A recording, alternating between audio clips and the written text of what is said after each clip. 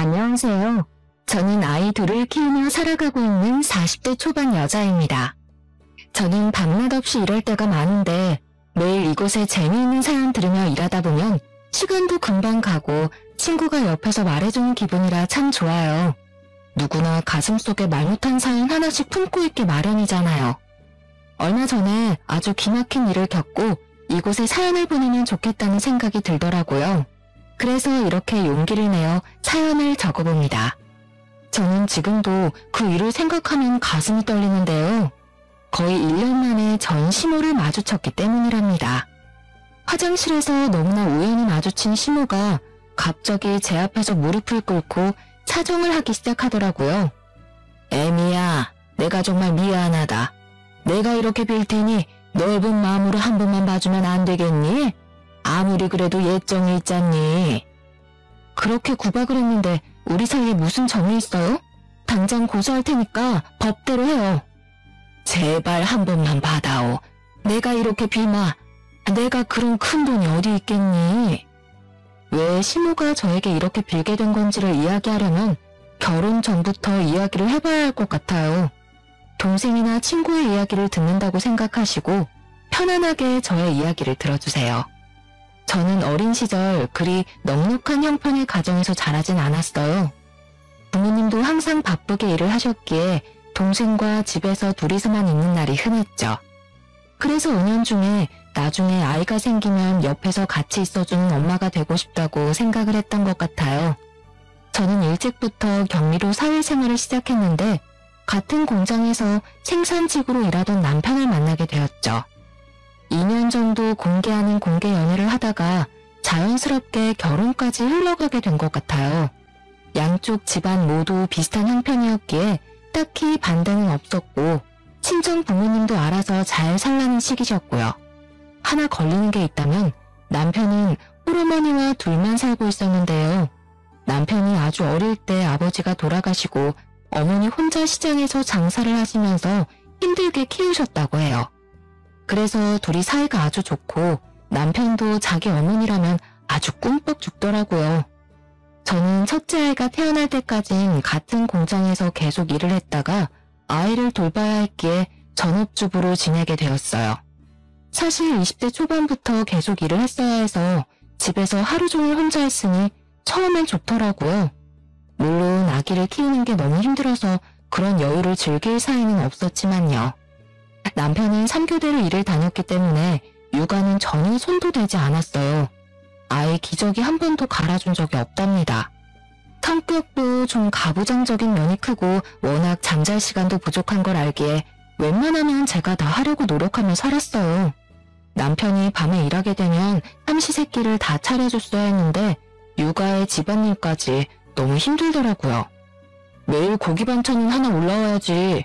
또 계란을 해며 하나밖에 없는 남편이 밖에서 돈도 벌어다 오는데 반찬이 이것뿐이야? 나 아기 때문에 잠도 거의 못 자는 거 알잖아. 지금 손목도 너무 아파서 프라이팬도 못 들겠어. 재료 손질할 시간도 없다고. 야, 손목이 삔 것도 아닌데 왜 요리를 못해? 그리고 너 집에서 편하게 놀기만 하면 되는데 왜 손질할 시간이 없냐? 아주 세상 편한가 봐? 맨날 애 핑계만 대면 다야? 남편 밥은 제대로 하고 놀아야 될 거 아니야. 놀긴 뭘 놀아. 애 보는 게 얼마나 힘든지 알아? 당신이 뭘 좀 사다 주던지 아니면 사다 먹던지 아님 공장 일찍 가서 구내식당에서 먹어.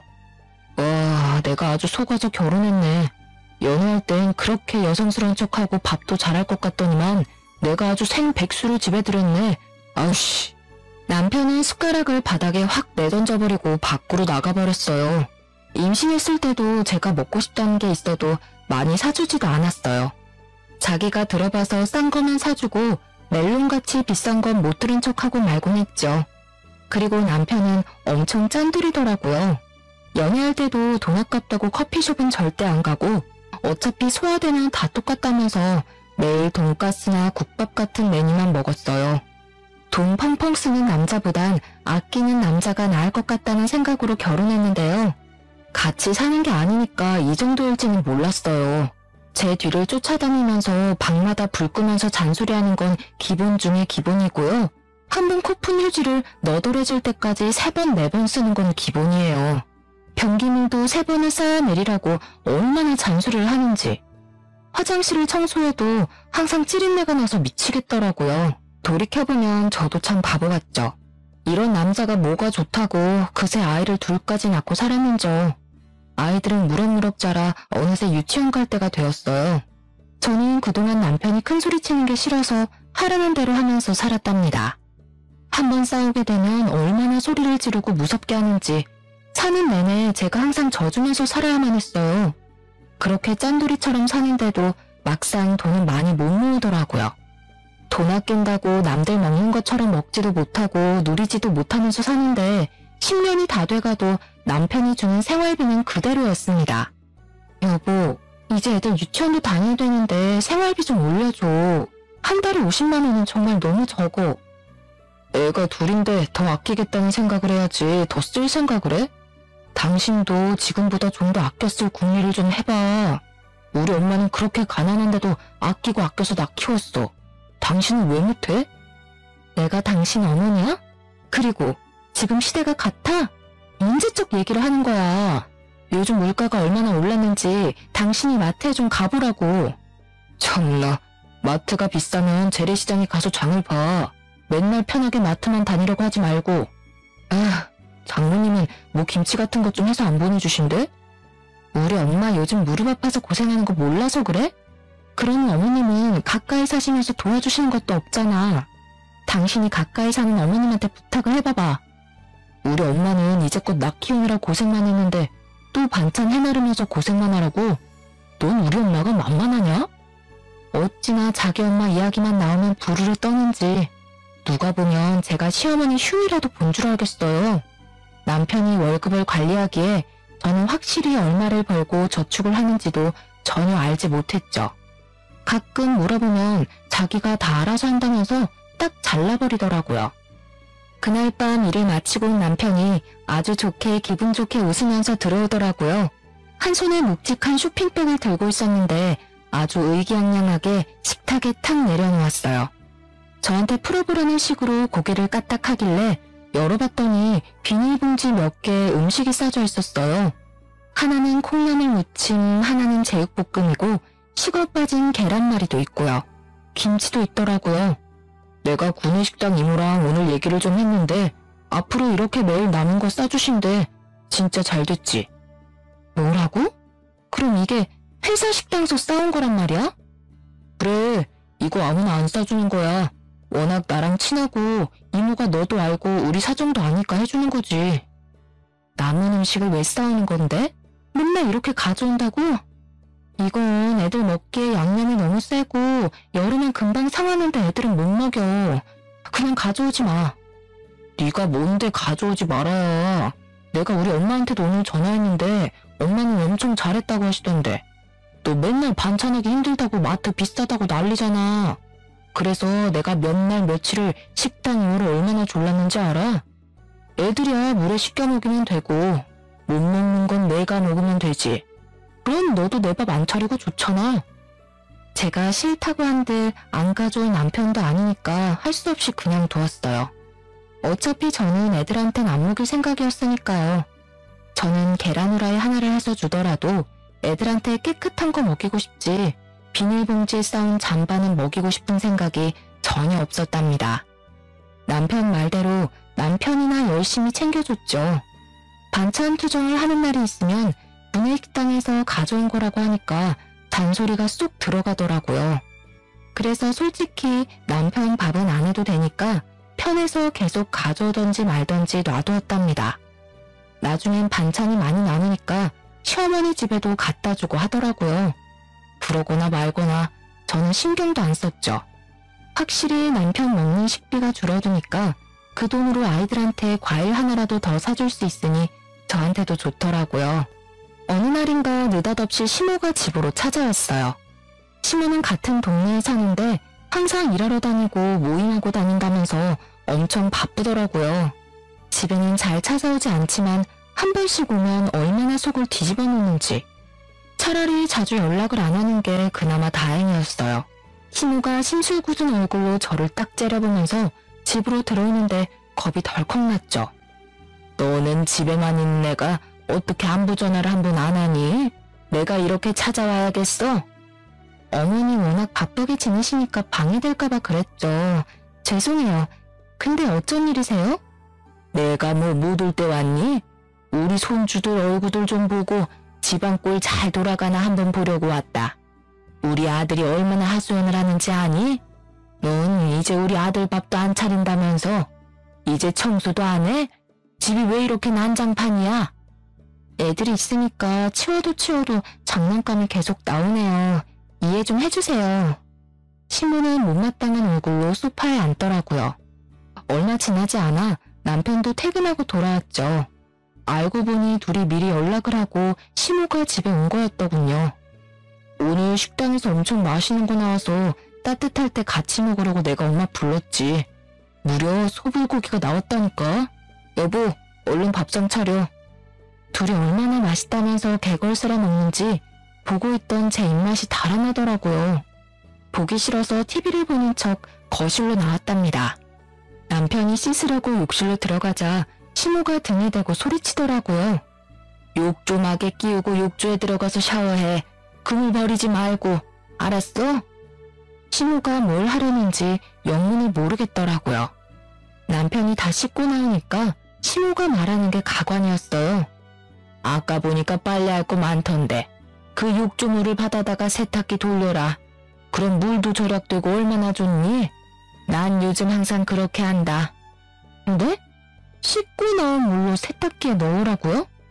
어머니, 그렇게 하면 너무 더럽잖아요. 더럽긴 뭐가 더러워? 그리고 어차피 헹구기 전에 물 다 내려가고 새물로 바뀌는데 뭐가 문제니? 내가 다 생각해보고 하는 거니까 잔말 말고 그렇게 해라. 너는 어쩜 아낄 줄을 모르니? 그러다 언제 돈 모을래? 나이 많은 어른이 삶의 지혜를 알려주면 네 알겠습니다 하고 따를 것이지. 하여튼 말이 많아. 오, 엄마, 그거 진짜 좋은 생각이네. 역시 우리 엄만 똑똑하다니까. 남편이 신나서 욕조물을 퍼다가 세탁기에 붓더라고요. 저는 보기만 해도 역겨워서 토악질이 나올 것 같았어요. 물을 아끼면 얼마나 아낀다고 저런 짓을 하고 있는지 두 모자가 이해가 안 되더라고요. 빨래가 다 되고 나서 저에게 갖다 놓으려고 빨랫감을 주는데 손도 대기 싫더라고요. 결국 혀를 차던 남편이 스스로 빨래를 널었습니다. 그런 남편을 시모가 곱게 볼 리가 있겠습니까? 넌 뭐 얼마나 깨끗하다고 호들갑이니? 우리 아들이 퇴근하고 세탁기까지 돌리고 빨래도 돌렸으면 감사합니다 서방님 하고 얼른 놀아야지. 하여튼간 마음에 드는 구석이 하나도 없다. 그리고 앞으로 아들이 저녁에 씻고 나오면 목욕물은 항상 재사용하거라.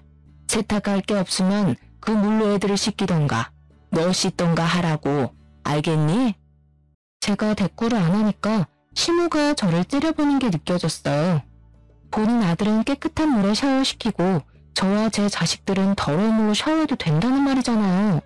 절대 그렇게 할 생각이 없었기에 싫다고 말하려 했지만 제가 왜 그렇게 해야 돼요? 라는 한마디에 2절, 3절, 아니 10절도 가능한 시어머니였기에 그냥 알겠다고 대충 말하고 넘어갔습니다. 꽤 늦은 시간이었어요. 이제는 좀 가실 줄 알았는데 안 가고 소파에 가만히 앉아있더라고요. 딱 봐도 뭔가 할 얘기가 있는 것 같았죠.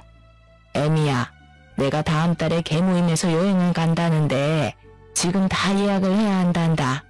80만 원이라는데 네가 좀 여행사에 이체 좀 해라. 네? 80만 원이요? 아, 저희 생활비도 모자라서 매달 간신히 살아요. 당장 그렇게 여윳돈은 없어요. 그리고 저도 생활비 받아서 쓰는걸요. 아니 남편이 몇 년을 일했는데 모아둔 돈이 100만 원도 없어? 너는 도대체 살림을 어떻게 하는 거니?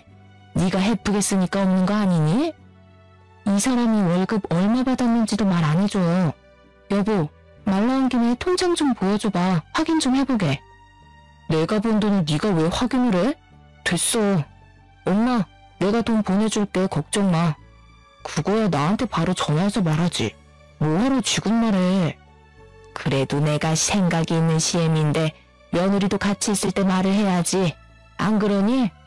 여기 계좌 번호니까 내일까지 보내고 나한테 전화해라. 난 간다. 한 달 생활비가 넘는 돈을 신우한테 준다니 너무 열불이 나더라고요. 남편은 태평하게 배를 두드리며 텔레비전을 보고 있는데 얼마나 화가 나는지요. 저는 마음을 먹고 남편 통장을 확인해 보기로 했어요. 어차피 핸드폰으로는 다 잠가놔서 볼 수도 없었거든요. 남편이 일하러 나간 어느 날 방안을 다 뒤져서 통장을 찾았죠. 저한테 꽁꽁 감추느라 서류봉투 안에 넣어 교묘하게 숨겨놨더라고요. 서류봉투 안에는 무려 10개가 넘는 통장들이 있었어요. 저는 적금이라도 되나 기대를 하고 열어봤는데 보니까 이미 다 사용한 통장을 모아둔 거였어요. 저는 날짜별로 통장들을 꼼꼼하게 살펴봤어요. 남편의 월급과 그동안 사용했던 내역을 다 볼 수 있었죠. 저는 너무 충격을 받았어요. 결혼 생활 내내 남편이 시모에게 용돈을 보내고 있었던 거예요. 신혼 때 양가 부모님 용돈에 대해서 얘기를 꺼낸 적이 있었는데 남편이 아이 키우고 돈 모아야 해서 용돈은 줄 수 없다고 못을 박았었거든요. 근데 저 몰래 시어머니에게만 생활비의 반 정도 되는 돈을 매달 보냈다니 너무 화가 났어요. 제가 일을 안 하던 사람도 아니고 돈 안 번다고 이렇게 사람을 무시하니까 정말 치사하더라고요. 저는 남편이 오자마자 남편 눈앞에 통장들을 던져버렸죠. 아, 미쳤어? 이게 뭐하는 짓이야? 뭐야, 너 지금 내 방 뒤져서 통장 찾아낸 거야? 참나, 남의 물건 손대는 거 범죄다. 알긴 아냐? 범죄 같은 소리 하고 있네. 당신 지금까지 나 몰래 어머니 용돈 계속 드리고 있었어? 왜 나한테 말을 안 해? 평생 비밀로 하고 살려고 했어? 말하면 네가 잘도 그러라고 하겠다. 너희 부모님한테도 보내라고 징징댔겠지. 우리 엄마는 혼자 계시는데 당연히 생활비를 드려야지. 장인어른은 경비를 하셔서 돈도 버시잖아. 두 분은 우리 엄마보단 형편이 낫잖아, 안 그래? 우리 엄마 아빠 형편이 어떤지 당신이 가보기나 했어? 명절 때도 맨날 일한다고 몇 년째 가지도 않았잖아. 아빠 허리 아파서 경비 관둔 지가 언젠데. 왜 당신 마음대로 하냐고. 우리가 부부 맞아? 야, 내가 번 돈 내가 쓴다는데 네가 뭔 상관이야. 돈 벌어다가 너랑 애들 살 생활비 꼬박꼬박 주면 되는 거 아니야?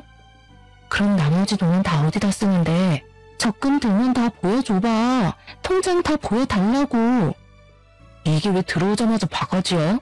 왜 내가 내 돈을 너한테 보여줘? 절대 안 돼. 내 돈에 손댈 생각도 하지 마. 남편이 화를 내면서 다시 밖으로 나가버렸어요. 그동안 저는 남편이 주는 돈으로 최대한 아껴 쓰면서 살림을 하려고 노력해왔어요. 그러다 보면 우리도 아파트로 이사도 가고 남부럽지 않게 살 수 있을 거란 희망 하나 가지고 말이죠. 하지만 이젠 처절하게 깨닫게 된 거죠. 제가 함께 모으고 있다고 생각했던 돈은 우리가 아니라 남편의 돈이었다는 걸요.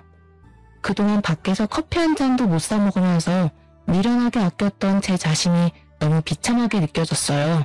저는 더 이상 남편의 무시를 참을 수가 없어서 저도 돈을 벌기로 결심했죠. 항상 돈이 워낙 부족하다 보니 집에서 할 부업도 알아보고 뭘 해보면 좋을지 생각도 많이 해봤었는데요. 요즘 온라인으로 물건을 판매하는 사업을 해서 크게 성공한 주부들 이야기를 보니 저도 한번 도전해보고 싶은 마음이 있었어요. 하지만 제가 가진 돈은 10원 하나 없었죠. 일단 온라인 사업을 하려면 100만 원이라도 있어야 하니 돈 하나 없는 현실이 얼마나 서글프던지요. 저는 며칠 동안 남편을 투명인간 대하듯이 대했어요. 어차피 남편 밥은 안 하니까 혼자 차려 먹든지 말든지 쳐다보지도 않았죠. 저는 아이들과만 밥해 먹고 얘기하고 노니까 오히려 편하더라고요. 참다 못한 남편이 저에게 말을 붙이더라고요. 내가 생각을 좀 해봤는데 그동안 내가 장인 장모님한테 신경을 덜 쓴 것 같아. 우리 엄마는 가까이에 사시니까 더 챙기게 되는 건 사실이잖아. 내가 미안하니까 이번 주말에 처갓집에 가서 제대로 한번 저녁 사드릴게. 어때? 그래, 알았어. 근데 당신 지금 여윳돈 얼마나 있어? 나 100만 원만 줘. 뭐? 100만 원? 야, 100만 원이 어디 개 이름인 것처럼 쉽게 말한다. 그 돈으로 뭐 하려고 생전 안 하던 말을 해? 나도 일 좀 해보려고. 온라인으로 물건 파는 것 좀 해보려고 해. 나한테 투자한다고 생각하고 한번 도와줘. 그동안 미안했다며. 이게 맨날 집에서 놀면서 이상한 동영상이나 보고 헛바람이 들었구만. 네가 무슨 사업을 해. 사업의 갯불도 모르는 게. 개나 소나 사업해서 돈 벌고 성공했다니까. 너도 하면 될 것 같아? 꿈 깨셔. 귀한 100만 원 털어놓지 말고 얌전히 애들이나 키워. 그게 돈 버는 거야. 남편이 먼저 숙이고 들어오길래 한번 말해본 거였는데 역시나 매몰차게 무시하고 거절했죠. 저는 어떻게든 돈을 벌어서 사업 자금을 모으기로 결심했어요. 그렇게 주말이 되고 진짜 남편이 애들까지 직접 챙겨서 친정집으로 가더라고요. 오랜만에 손주들을 본 친정 부모님이 얼마나 좋아하시던죠. 형편이 안 돼서 자주 찾아뵙지 못하니까 너무 죄송해서 눈물이 났어요. 저녁에 남편이 근처에 맛있는 식당을 알아놨다면서 자신있게 친정 부모님을 데리고 가더라고요. 저는 소갈비라도 사줄 건가 기대를 잔뜩 하고 따라 나섰죠. 남편이 의기양양한 표정으로 멈춰선 곳은 한 명당 10,000원짜리 고기 뷔페였답니다. 식당을 본 부모님의 당황한 표정을 보니 제가 너무 민망해졌어요. 더군다나 이 식당은 동네 사람들에게는 고기가 별로라고 소문난 곳이었거든요. 저는 남편에게 조용히 다가가서 속삭였죠. 여보, 여기는 별로 맛없는 데야. 나도 예전에 와봤어. 우리 다른 데 가자. 무슨 소리야. 내가 찾아보니까 다 맛있다던데. 너도 최근에 먹어본 것도 아니잖아. 빨리 들어와. 그런 저희의 모습을 보던 엄마가 먼저 식당 안으로 들어가시더라고요. 남편도 싱글벙글하며 들어가는 걸 보니 부모님 앞이라 화도 못 내겠고 미치겠더라고요. 역시나 고기는 맛이 없었는데 공짜라면 양잿물까지 마실 남편은 쩝쩝거리며 엄청 맛있게 먹더라고요. 부모님도 조금 드시다 된장찌개에 밥을 말아 드시고 있는데 너무 죄송한 마음에 눈물이 다 났어요. 부모님을 모셔다 드리고 집에 오는 내내 차 안에서 눈물을 참느라 힘들었죠. 그런 저와는 반대로 남편은 아주 신나 보이더라고요. 너는 남편 잘 만나서 호강하는 거야. 오늘 나 덕분에 장인 장모님 아주 맛있게 드시는 거 봤지? 잘 먹긴 뭘 잘 먹어. 당신이나 맛있게 먹었지. 차라리 돼지갈비집이라도 가는 게 낫지 10,000원짜리 뷔페가 뭐야? 부모님 보기에 민망해서 혼냈어. 뭐? 잘 먹어놓고 뚱딴지 같은 소리야. 돼지갈비 1인분이 얼만지 알아? 그런데 가느니 뷔페 가서 실컷 먹는 게 낫지. 너는 사주도 날리냐? 왜 그런 걸 당신 혼자 생각하냐고. 호강? 당신이 그렇게 말할 자격 있어? 내가 생활비 아껴갈 때마다 시어머니 용돈 주고 있었으면서 1인당 10,000원 하는 뷔페 한번 데려다 준 걸로 호강하는 거라고? 내가 우리 부모님 보기 창피해서 너 같은 애랑 못 살겠다. 알겠어? 저야말로 푸대접 하다 못해 친정 부모님도 업신여기는 남편과는 더 이상 살지 못하겠다는 생각이 들었어요. 그렇다고 애들한테 살가운 아버지도 아니고 제가 혼자 다 키웠기 때문에 애들은 아빠와 정도 잘 없거든요. 왜 내가 이 남자 집에서 가정부처럼 살고 있어야 하나요? 제가 스스로 돈 벌어서 우리 부모님께 소갈비도 부담 없이 사드리고 애들한테도 마트에서 가격표 안 보고 먹고 싶은 것 다 사줘야겠다고 결심했죠. 집 근처에 큰 마트가 있었는데 가끔 아르바이트를 구하더라고요. 근데 아이들 유치원에 가 있는 시간과 일하는 시간이 딱 맞아서 언제 구인 공고가 날까 기다리고 있었어요. 드디어 사람을 구한다고 해서 얼른 가서 면접을 봤답니다. 바로 다음 주부터 일하게 되었는데 드디어 내 힘으로 돈을 벌 수 있다고 생각하니까 너무 신이 났죠. 저는 남편에게도 바로 통보를 했는데 반응이 뜻밖이더라고요. 그거 몇 시간에서 꼴랑 얼마나 번다고 그래. 집에서 살림이나 하고 애들 돌보는 게 돈 버는 거라고 몇 번이나 말해. 애들 유치원 갔다 오는 시간 사이에 하는 거라 충분히 할 수 있어. 꼭 할 거니까 말리지 마. 오랜만에 일을 하니까 일주일 정도는 적응하느라 너무 힘들었는데요. 시간이 지날수록 같이 일하는 분들도 잘한다고 칭찬해 주시니까 점점 일이 재미있어지더라고요. 매일 집에서 애들이랑 지지고 볶다가 사회 활동을 하니 몸은 힘들지만 생활 자체가 활기차게 변했답니다. 그렇게 한 달을 일하고 월급을 처음 받았는데 진짜 눈물이 나더라고요. 아이들이 그렇게 갖고 싶다고 노래를 부르던 장난감도 사주고 친정 부모님께도 얼마 안 되지만 용돈도 보내드렸어요. 이제야 사람 사는 것 같더라고요. 그렇게 몇 달을 돈을 모아 온라인 사업을 해볼 돈도 차곡차곡 모으고 있는 중이었죠. 그날도 마트에서 채소들을 정리하고 택을 붙이는 작업을 하고 있었어요. 입구에서부터 떠들썩한 소리가 나더니 아줌마들 대여섯 명이 들어오더라고요. 얼마나 시끄럽게 웃고 떠들던지 다른 사람들이 다 쳐다볼 정도였어요. 그런데 그 중에 시모가 있더라고요. 옷도 아주 화려하게 입어서 누가 보면 부잣집 사모님인 줄 알겠더라니까요. 항상 무슨 모임을 다닌다고 바쁘더니 저렇게 신나게 살았구나 싶었죠. 그래도 시모니까 인사를 해야겠다는 생각에 시모를 향해 눈을 계속 마주쳤어요. 기척을 느꼈는지 시모가 제 쪽을 돌아보고는 기함을 하며 놀라더라고요. 그러더니 친구들을 데리고 서둘러서 마트를 나가버렸답니다. 저는 제가 뭘 잘못한 게 있나 싶어 어리둥절하고 기분도 은근히 나쁘더라고요. 그날 저녁에 퇴근해서 애들과 밥을 먹고 있는데 초인종이 세게 울리는 게 아니겠어요? 역시나 시모가 고가운 눈빛을 하고 쳐들어오더라고요. 아니 너 무슨 일 한다고 하더니 그 마트에서 일하는 거였어? 저 보신 거 맞네요? 근데 왜 모르는 척 하셨어요? 야, 그럼 친구들한테 저 꼬질꼬질한 옷 입고 오이 나르는 애가 내 며느리라고 말하라는 거야? 내 친구들은 예전부터 다 네가 대기업 다니는 줄 아는데 누굴 망신 줄 일 있어? 왜 그런 거짓말을 하세요? 제 힘으로 당당하게 돈 벌고 있는 게 부끄러우세요? 마트에서 일하는 게 퍽이나 자랑스럽기도 하다. 아이고 오늘 시급했네. 돈 좀 번다고 아주 유세가 대단하다 얘. 무서워서 간다. 아이고. 시모가 쏘아붙이고 가버리는데 어이가 없더라고요. 정작 자기 아들은 지금까지 공장에서 일하는데 대기업 다니는 며느리가 웬 말인가요?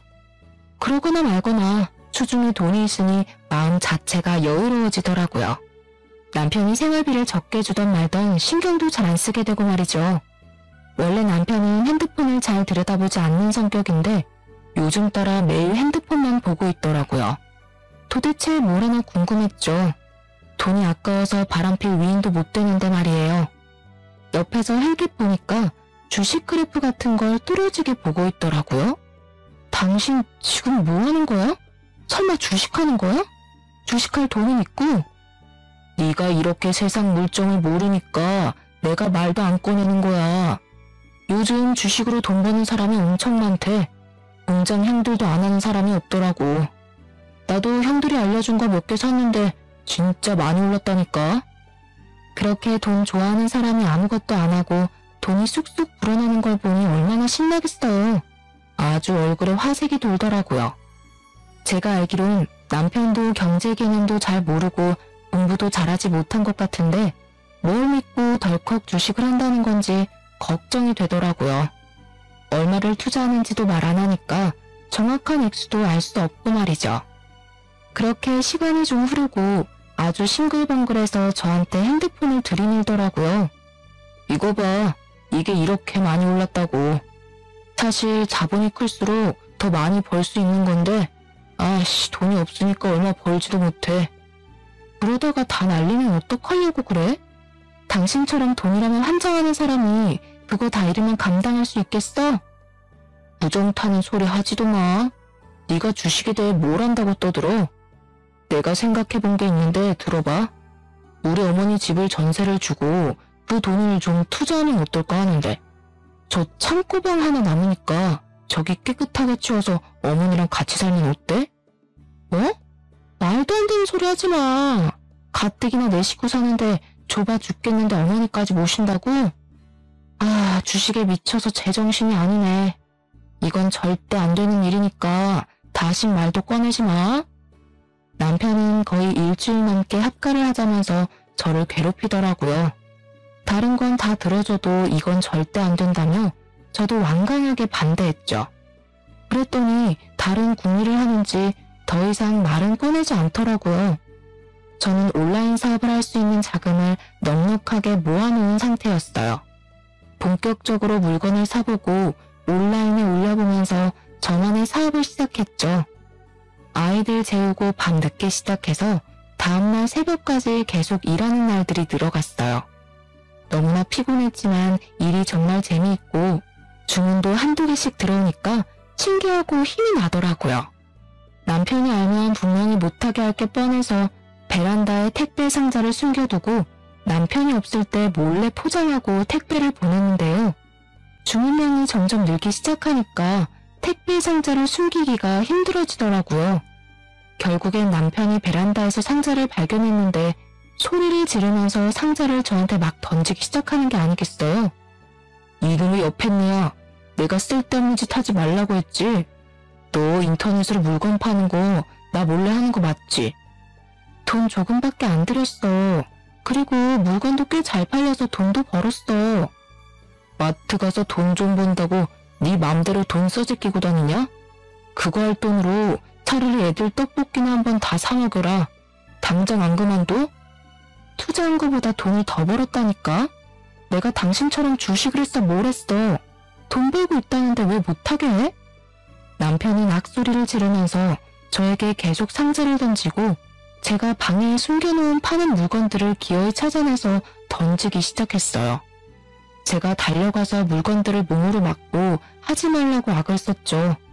남편은 씩씩대며 집을 나가버렸고 저는 꾹꾹 울면서 박살난 물건들을 치웠답니다. 저는 남편을 위해 저의 인생을 희생했는데 남편은 제 삶이 앞으로 나아가는 걸 도와주기는커녕 제 발목을 잡고 있다는 걸 깨달았죠. 저는 더 이상 남편과는 살 수 없겠다는 생각이 들더라고요. 더군다나 최근에 남편은 주식으로 돈을 엄청 잃은 것 같았어요. 매일 핸드폰을 보며 중얼거리고 눈이 벌게져서는 욕짓거리를 늘어놓았죠. 그러더니 기어말 소리를 늘어놓았답니다. 지금 물타기를 해야 돼. 집 좀 담보로 해서 돈을 빌려야겠어. 당신 진짜 미쳤어?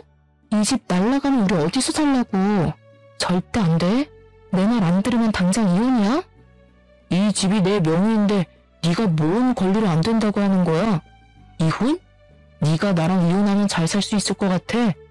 당장 한 달도 안 돼서 돈 없다고 살려달라고 기어들어올게. 어디 그런가 안 그런가 두고 보면 알겠지. 우리 이혼해. 너 절대 다시 안 받아줄 거니까 각오해.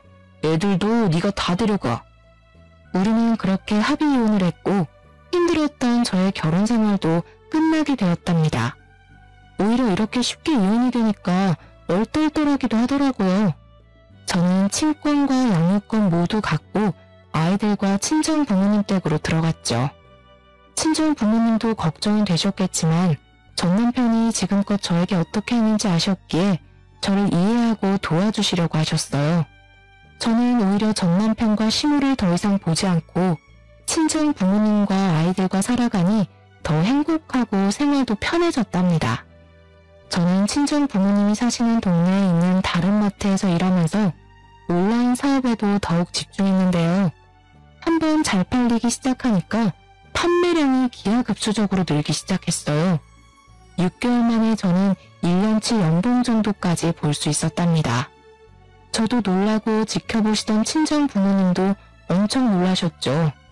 저는 완전히 온라인 사업에만 매진했고 1년 만에 매달 월 2천만 원까지 벌 수 있었답니다. 온라인에서 만난 저와 비슷한 나이대의 사업가들을 만나는 모임에서 지인들도 많이 사귈 수 있었는데요. 지인들이 많이 도와줘서 사업도 더 발전할 수 있었고 외모적으로도 많이 달라질 수 있었죠. 돈을 많이 버니 확실히 마음의 여유가 달라지고 씀씀이도 달라지더라고요. 저는 서울의 친정 부모님과 아이들과 함께 살아도 넉넉한 큰 아파트도 매매할 수 있었답니다. 여유로워진 생활 덕에 집에서는 웃음이 끊이지 않았죠. 어느 날 저녁 저는 한 달에 한 번 열리는 사업가 행사가 있어서 자주 가던 호텔에 지인들과 함께 갔죠. 그 호텔 레스토랑에서 친구들을 자주 만나서 이미 VVIP였는데 이번 행사는 이 호텔의 사장이 주최하는 거라 연회장에서 크게 열렸답니다. 저는 연회장에 들어가기 전에 화장실에서 화장을 고치고 있었어요. 근데 옆에서 청소하는 아주머니가 혼잣말로 궁시렁대면서 대걸레를 아무렇게나 휘저으며 청소를 하고 있더라고요. 좀 거슬렸지만 계속 거울을 보고 있는데 그때 거울 안에서 고개를 올린 청소 아주머니와 눈이 마주쳤죠. 저는 깜짝 놀라서 뒤를 돌아봤어요. 바로 전 시모였거든요. 시모도 놀라서 저를 쳐다보다가 위아래로 저를 계속 훑어보더라고요. 어머, 이게 누구야? 네가 이렇게 비싼 호텔은 어떻게 왔대? 보나마나 나처럼 일하러 온 거겠지. 여기 오늘 무슨 파티가 있다던데 거기서 일하는 거니? 근데 왜 이렇게 옷을 차려입었어? 보아하니 이혼하고 아주 막 사는 모양이네. 말 가려 해요. 나 여기 손님으로 온 거예요. 나가게 저리 비켜요. 손님 좋아하네. 네가 뭔데 이 으리으리한 호텔에 손님으로 왔다는 거야? 나한테 그걸 믿으라고? 아이고, 이 구두는 뭐야? 너한테 이런 게 어울리기나 해? 그때였어요. 시모가 대걸레로 제 구두를 마구 문질러대는 게 아니겠어요? 저는 너무 놀라서 소리를 질렀죠. 이게 뭐 하는 거예요? 이 여자가 진짜 미쳤나? 이게 얼마짜린 줄 알아? 당신 월급 6개월을 모아도 못 사는 거야.